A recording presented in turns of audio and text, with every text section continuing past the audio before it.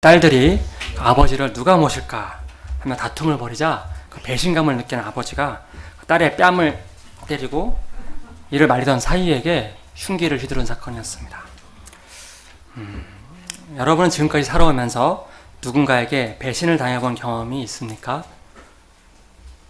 있다면은 그때 마음이 어떻습니까?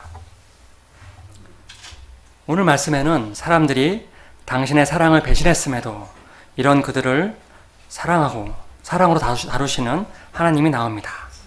하나님은 죄를 물리치면서도 놀라운 방법으로 사람을 사랑하십니다. 이 일이 어떻게 이루어지는지 오늘 말씀을 잘 살펴볼 수 있기를 기도합니다. 오늘 말씀의 제목은 범죄한 인간을 향한 하나님의 변함없는 사랑입니다. 같이 5절 말씀 15절 읽고 제가 기도하겠습니다. 시작.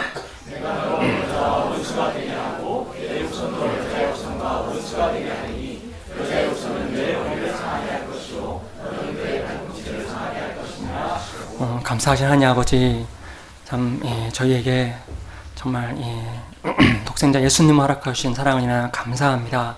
또 하나님께서 또 주님의 사랑으로 저희가 또 살아나고 또한 정말 참 승리하는 인생, 또 정말 행복의 인생을 살 수 있게 하시니 감사합니다. 이 시간 성령께서 함께 해주셔서 죄를 향한 범죄한 우리 인생들을 향한 하나님의 사랑을 저희가 또 알 수 있도록 친히 인도하여 주시기를 간절하게 기도합니다. 주의 말씀만을 드러내어 주십시오. 예수님 이름으로 기도하였습니다. 아멘. 우리는 어제 창세기 1장 2장 메시지를 통해서 하나님이 천지를 창조하시고 사람을 심히 사랑하셨다는 것을 배웠습니다. 사람을 하나님의 형상을 따라 당신의 자녀로 지으시고 만물을 다스리는 존귀한 지위를 주셨습니다. 아름답고 풍성한 에덴 동산과 그 안에 생명나무를 먹을 수 있도록 하셨고 무한한 자유를 주셨습니다. 그리고 혼자 외롭지 않도록 돕는 배필도 주셨습니다. 이곳에서 무질서하게 살다가 타락하지 않도록 사람의 행복을 보장하기 위한 안전장치로 선악과를 따먹지 말라는 계명도 주셨습니다. 하나님이 우리 사람을 이처럼 심히 사랑하셨는데 사람은 이런 하나님의 첫사랑에 잘 반응했을까요?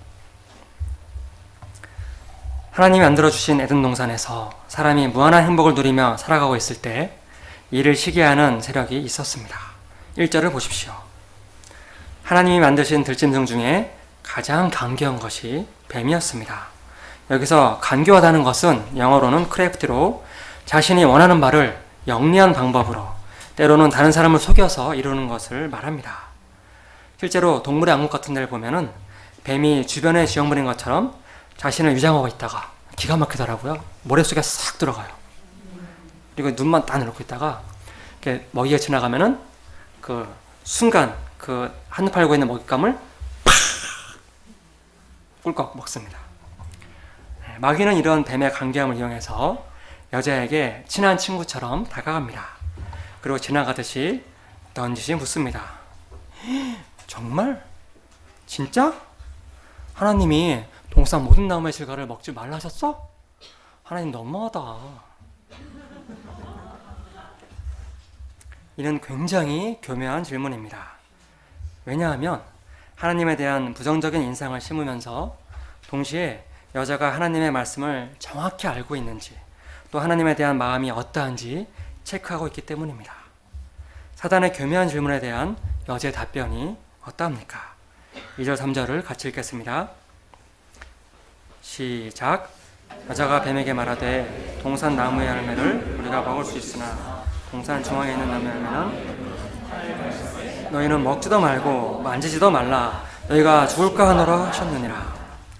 여자의 대답을 보면은 에덴 동산의 그 아름답고 열매를 많이 맺는 그 수많은 나무들을 임으로 먹게 하신 하나님에 대한 감사가 없었습니다. 그리고 선악과를 따먹지 말라는 계명 속에 담긴 하나님의 사려 깊은 배려와 사랑도 잊어버렸습니다. 우리가 누군가를 사랑하면은 그의 말에 조사 하나까지, 눈빛까지 기억합니다. 그런데 여자는 그렇지 못했습니다. 그들을 아끼시는 하나님의 마음을 알지 못하고 선악과를 만지지도 말라고 했다고 하나님의 말씀을 과장했습니다. 하나님에 대해 생각하기를 죽음이라는 것으로 겁을 주며 자신들의 행동을 제한하는 부담스러운 분이라 여겼습니다. 이처럼 여자와 하나님 사이의 관계성에 미세한 틈이 있음을 눈치챈 마귀는 어떻게 하였습니까? 마귀는 그 순간 너희가 결코 죽지 아니하리라 하며 먹이를 낚아채듯 거짓말로 여자의 말을 확신 있게 되받아쳤습니다. 이렇게 하여 내가 먹는 날에는 반드시 죽으리라 하신 하나님을 보란듯이 무시하고 하나님의 진리를 거짓으로 바꾸었습니다. 계속해서 마치 선악과에 신이 될 수 있는 힘이라도 있는 것처럼 속여서 교만을 심었습니다. 하나님이 그들이 선악과를 먹는 것을 막으려고 속이는 것처럼 하나님의 사랑에 대한 의심을 여자의 마음에 집어넣었습니다. 여자의 마음속에 일어나는 일련의 생각들과 의심들에 대해서 오스왈드 챔버스는 의심병이라 말하면서 바울이 말한 육신의 생각이라고 규정하고 있습니다. 육신의 생각은 하나님과 원수가 되며 사망에 이르게 합니다. 이러한 생각이 들어올 때 본문의 여자같이 계속해서 진행시키는 것은 죽음의 수렁 속으로 들어가는 것입니다. 우리 주 예수님처럼 사단아 물러가라! 하며 단호하게 끊고 기록된 말씀으로 물리쳐야겠습니다. 더 나아가 하나님 앞에 겸손하고 감사하는 삶을 회복해야겠습니다. 6절을 보십시오. 여자는 안타깝게도 마귀의 말을 받아들였습니다. 이제 여자의 눈에는 선악과 나무밖에 보이지 않았습니다. 여자는 선악과만 따먹으면 하나님처럼 될 거라는 생각이 들자 탐심으로 마음이 불타올랐습니다. 행여 하나님이 나타나 제지하실까봐 얼른 달려가서 선악과를 움켜쥐고 베어 물었습니다. 그리고는 자신이 하나님과 같이 될지 아니면 죽을지 긴장하며 자신의 운명을 기다렸습니다. 그런데 죽지 않았습니다. 그녀는 죽지 않았으니 하나님과 같이 된 것이 아닐까 흥분하며 아담에게 달려갔습니다. 여자는 아담에게 여전히 살아있는 자신을 보여주며 하나님이 우리를 속였다고 말했습니다. 그리고 뱀이 그러는데 우리가 이 선악과를 먹으면은 눈이 밝아져서 하나님처럼 된대. 내가 죽지 않은 거 보니 정말 그렇게 된 것 같아. 느낌상 눈이 밝아진 것 같기도 해. 당신도 어서 먹어봐. 이 말을 듣는 아담은 혼란스러웠습니다. 먹은 여자가 죽지 않고 눈앞에 서 있었기 때문입니다. 하나님이 먹지 말라고 했는데, 먹으면 죽는다고 했는데. 아담이 망설이자 여자는 에이 안 죽는다니까 하고 한 입 더 베어 물었습니다. 그리고 남자가 왜 이렇게 겁이 많아? 자, 하면서 입에 넣어 주었습니다. 아내를 사랑하는 아담은 아내를 실망시키지 않기 위해, 그리고 아내의 말이 정말일 수도 있을 것 같아서 결국 선악과를 먹고 말았습니다. 그들은 하나님께 불순종하고 피조물의 지혜를 벗어나 하나님과 같이 되고자 하였습니다. 그러나 이는 하나님의 은혜와 하나님의 믿음을 배반하는 명백한 배신 행위요, 배은망덕한 짓이며 넘지 말아야 할 선을 넘은 교만이었습니다. 그 불순종의 결과가 어떠합니까? 그들의 말대로 하나님과 같이 되었을까요? 아닙니다. 7절 8절을 보십시오. 그들은 하나님의 걸작품이요 힘이 좋다며 하나님의 탄성을 자아내게 했던 자신들을 부끄럽게 여기게 되었습니다. 서로 등을 돌린 채 나뭇잎으로 치마를 만들어 자신의 중요 부위를 가렸습니다. 그러나 그렇게 가려도 하나님께는 가릴 수 없습니다. 그들은 하나님의 소리를 듣고 하나님의 낯을 피해서 나무 사이에 숨었습니다. 전에는 하나님의 존재가 그들에게 기쁨이요 생명이었습니다. 그때 그들은 하나님을 보자마자 달려가서 그 품에 안기며 매달려 장난을 쳤을 것입니다. 그러나 이제는 그분의 존재가 두려움과 공포의 대상이 되었습니다. 그러면 이처럼 당신을 배신하고 숨어있는 그들을 보시는 하나님의 마음은 어떠했을까요? 하나님은 에이 놈들 꼴도 보기 싫으니 섞어줘! 하셨습니까? 아닙니다. 그들을 잃어버린 아픔으로 고통스러워하셨습니다.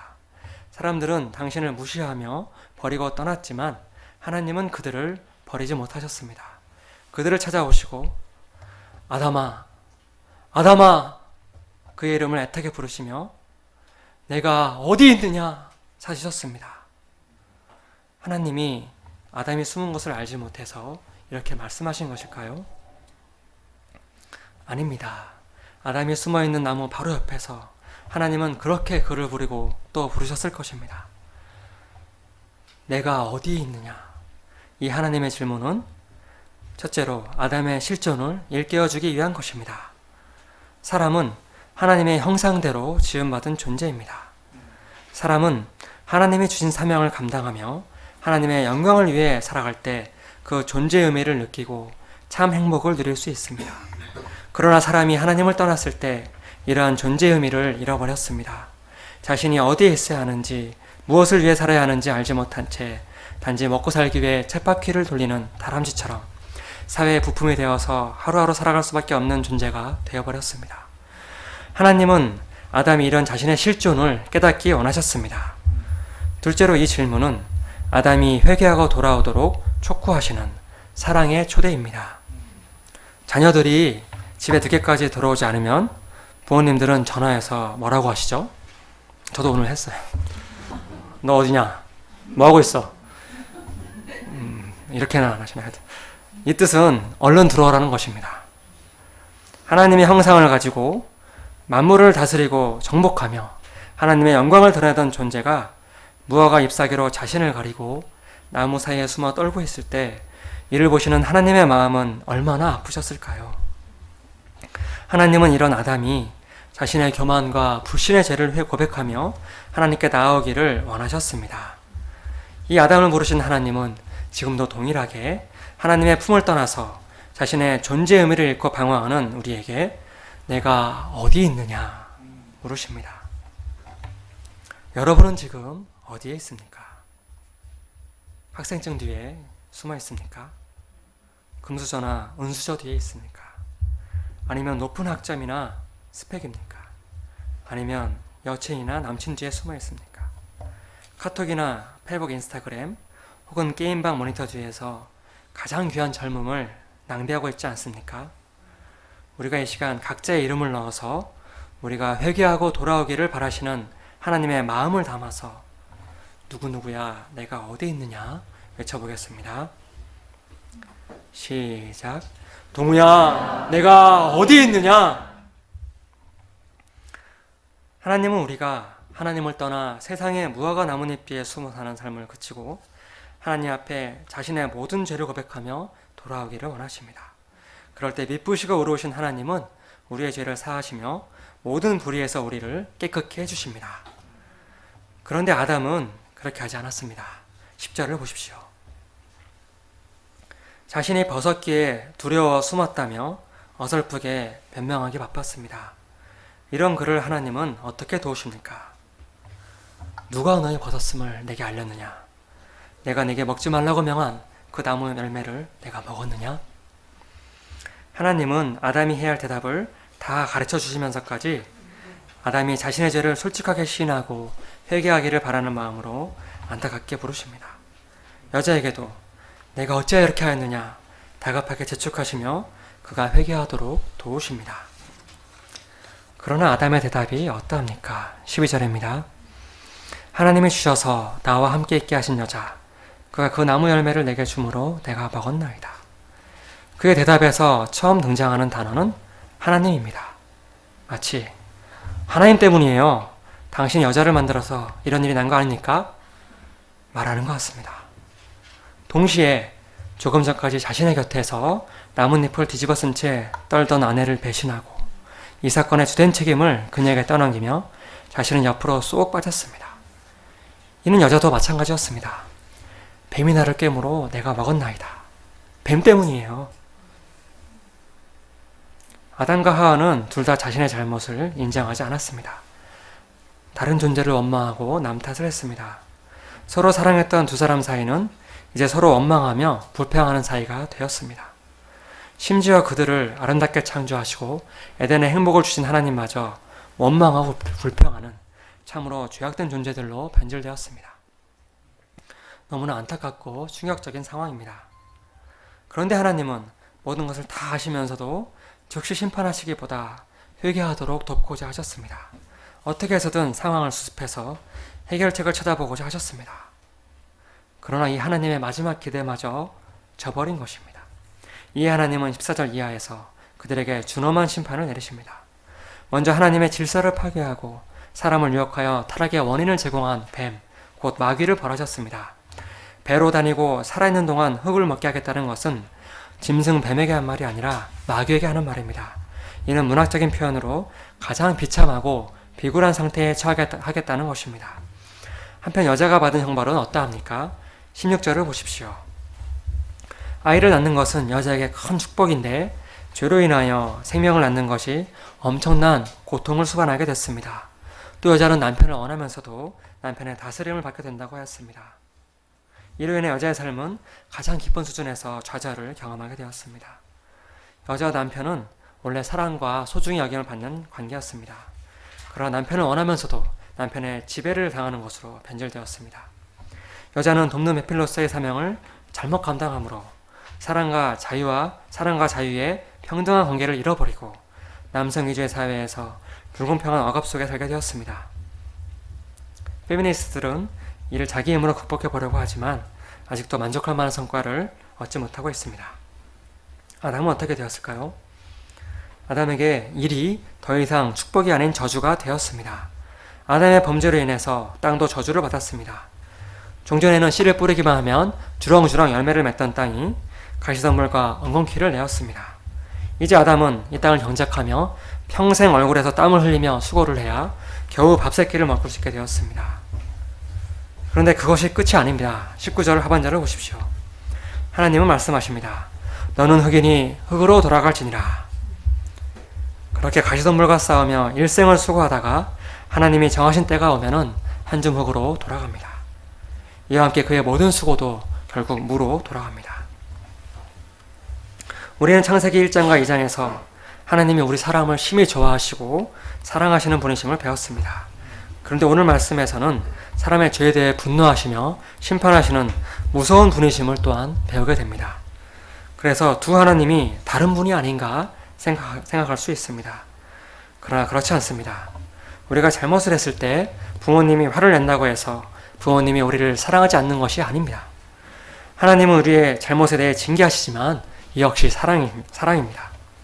앞에서 본 것처럼 하나님은 범죄한 직후 바로 심판하지 않으시고 아담아 내가 어디 있느냐 하시는 말씀으로 찾아오셨습니다. 뿐만 아니라 하나님은 뱀, 곧 마귀를 심판하시는 15절 말씀 속에 당신의 놀라운 사랑을 신비롭게 숨겨놓으셨습니다. 15절을 다시 한번 같이 읽겠습니다. 시작.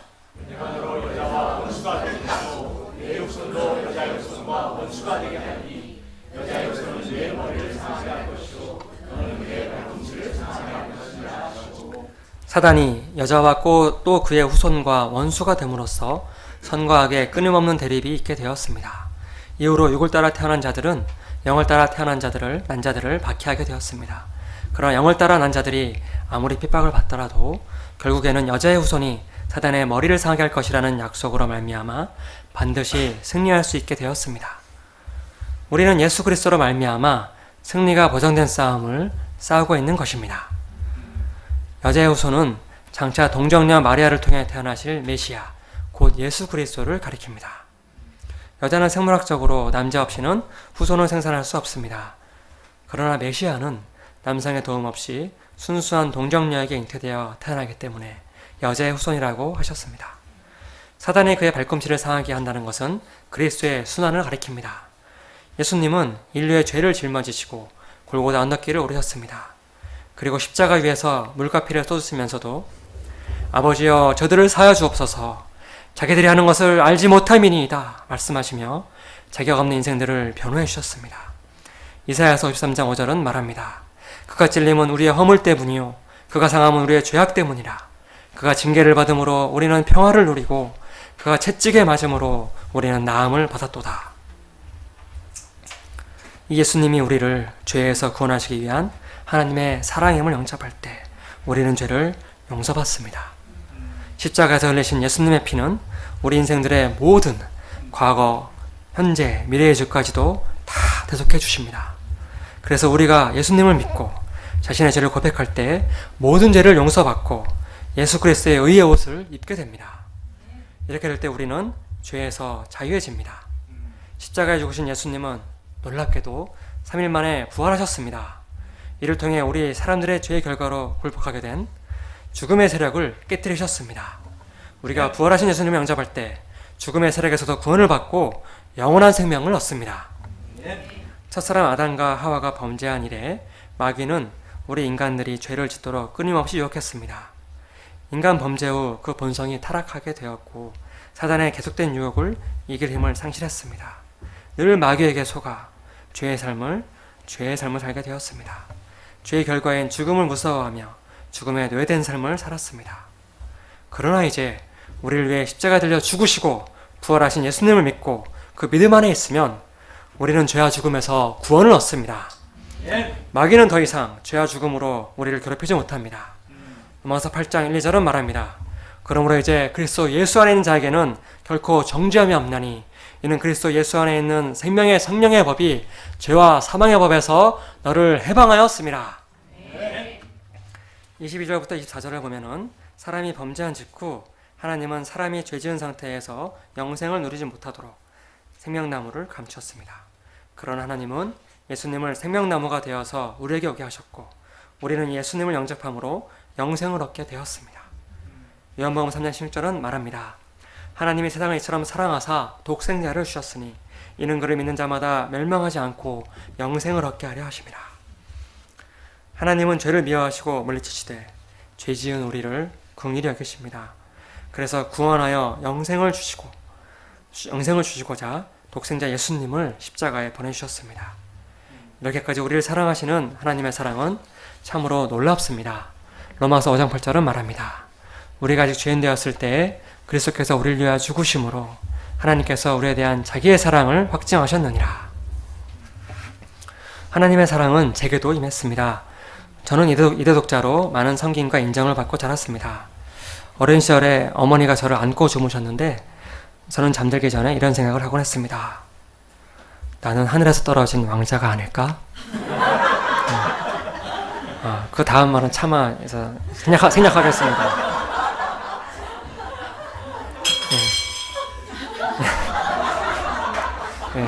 아니죠. 아닙니다.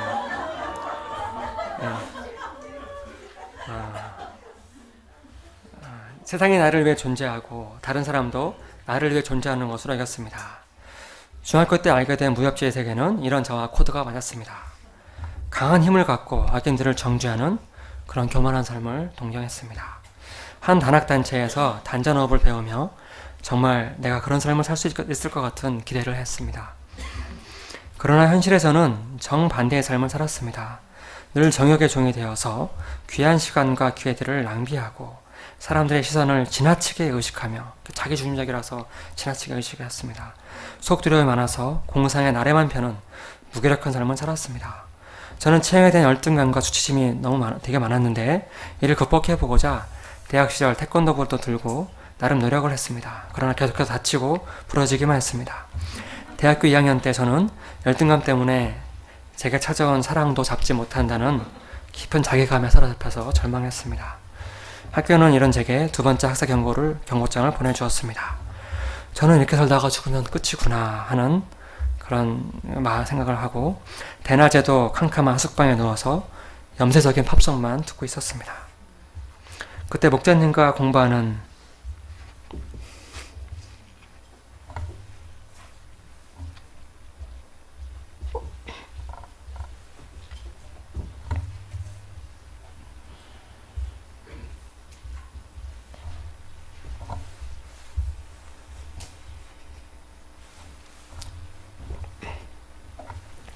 하나님 말씀이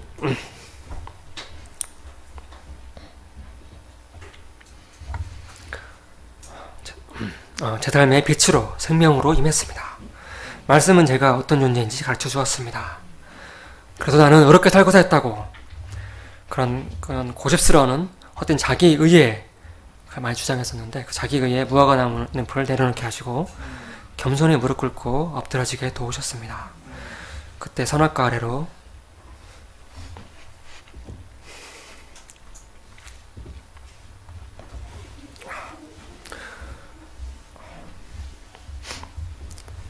선악과 아래로 다시 내려왔습니다. 그때 하나님의 사랑, 아버지의 놀라운 사랑이 제 안에 밀려왔습니다. 이후 점점 에덴이 회복되었습니다. 제 고질적인 열등감과 자학도 예수님의 십자가를 통해서 그 완전하고 변함없는 사랑을 통해서 제가 얼마나 소중한 존재인가 깨닫게 해주시며 낫게 해주셨습니다. 학교도 무사히 졸업하게 하시고 저와는 정말 잘 맞는 저는 확실합니다. 정말 잘 맞는 귀한 보물 같은 동역자와 가정교회를 이루어주셨고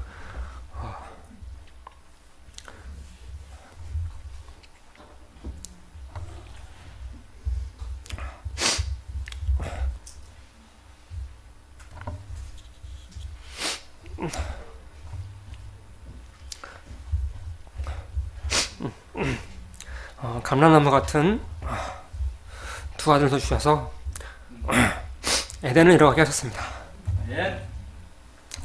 진작 닭에서 잘리고 폐인처럼 살다 허무하게 흙으로 돌아갈 저를 독생자를 내어주시기까지 사랑하시며 소망을 버리지 않으시는 하나님의 놀라운 사랑에 감사와 찬양을 드립니다.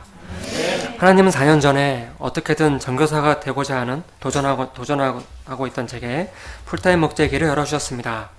막상 일을 하다 보니 센터에 굳은 일을 하는 관리 목자의 길이 마음 깊은 곳으로 기쁘게 영접되지는 않았습니다. 일반 쓰레기통에서 팔뚝만한 그 통 생선이 나왔을 때 그럴 때 하여튼 그리고 무시받는 생각이 가끔 들 때 때때로 여기는 어디 난 누구 하며 힘들었습니다. 그러나 작년 초 감독과 집사의 직분에 대한 새벽기도 메시지를 섬기며 성도를 섬기는 집사의 직분을 받았음을 깊이 영접하였습니다.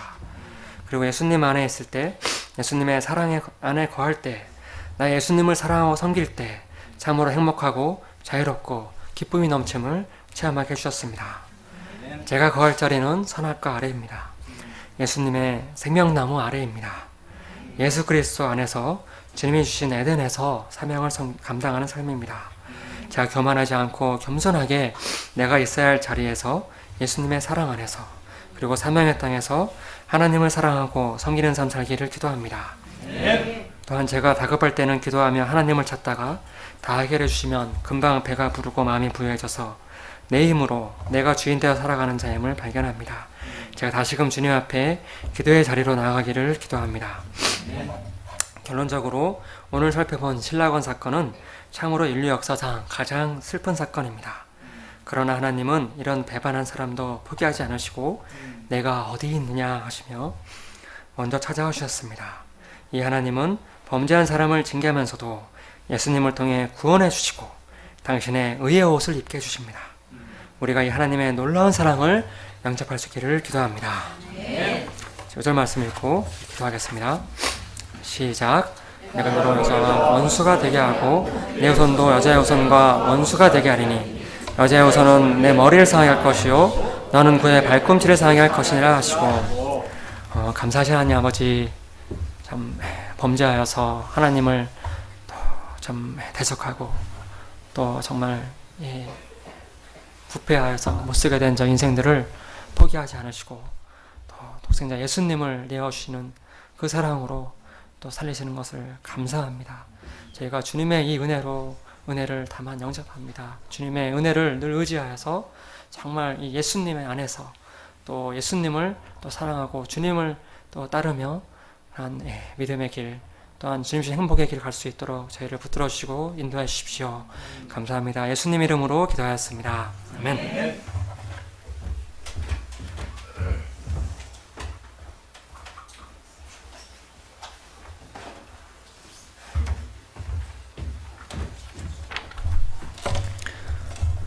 다 함께 찬송가 90장을 찬양하도록 하시겠습니다.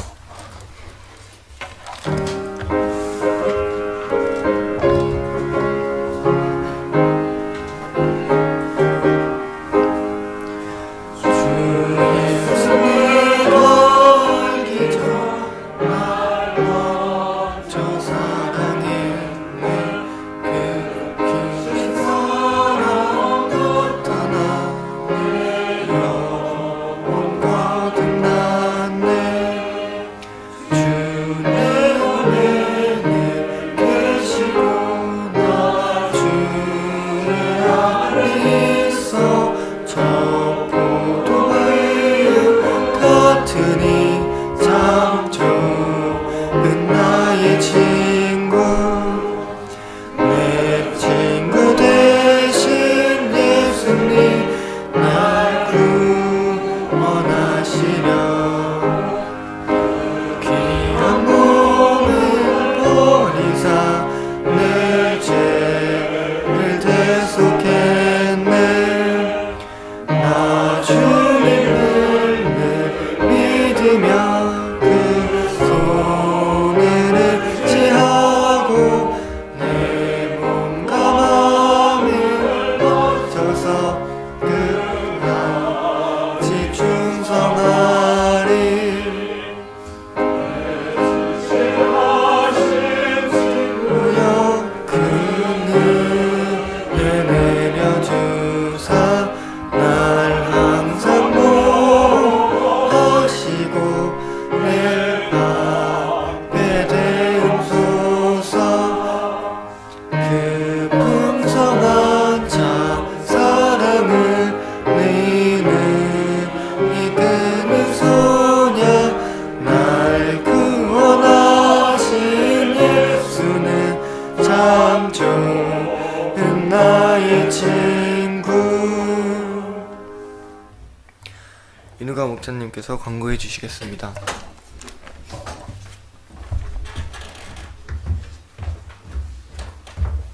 오늘 도모 목사님 통해서 귀한 말씀 주셔서 참으로 감사합니다. 오늘날 우리가 살고 있는 세상은 말씀과 같이 정말 가시덤불과 엉겅퀴가 있는 그런 세상 가운데서 제가 살고 있고 그 가운데서 열심히 또 참 찔림을 당하면서 고통하며 인생을 살아가는 것 같습니다. 그래서 헬조선이라고 이렇게 한국을 이야기하고 여기만 벗어나면은 천국이 있는 것으로 많이 생각하고 뉴질랜드나 막 호주 같은 데 이민을 가고